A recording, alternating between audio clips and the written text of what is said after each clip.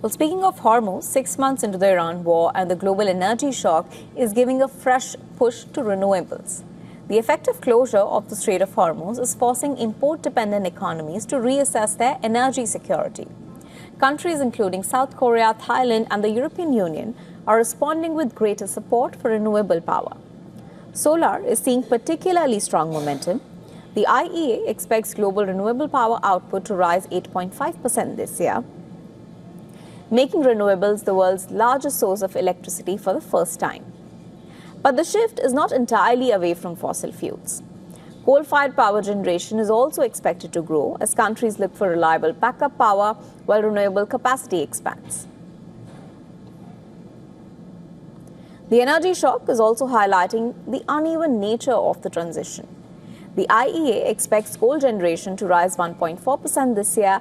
That's far below the 8.5% growth expected for renewables. In the United States, renewable power generation rose 10% in the first half of the year from the same period in 2025, despite the Trump administration's opposition to green energy.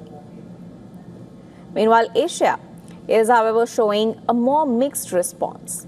China has accelerated solar power, with solar output growing more than 3 times as fast as coal between March and July. India, Vietnam and South Korea, they've instead increased coal use. Vietnam has even considered adding more coal plants to strengthen energy security. And despite the renewables boom, global emissions are not yet falling.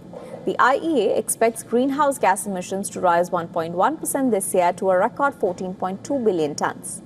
The impact is also visible in transport, where higher oil prices are changing consumption patterns. Global oil demand for transport has not collapsed, but it is now expected to be lower than forecasts made before the war.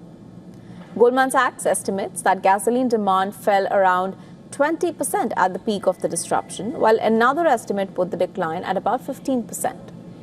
Higher fuel costs are also supporting electric vehicle adoption. In China, the world's largest EV maker, electric models accounted for 63% of passenger car retail sales in the month of June.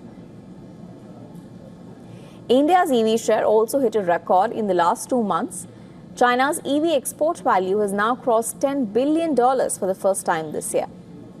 Now, the long-term impact, however, remains uncertain as long as Hormuz remains disrupted.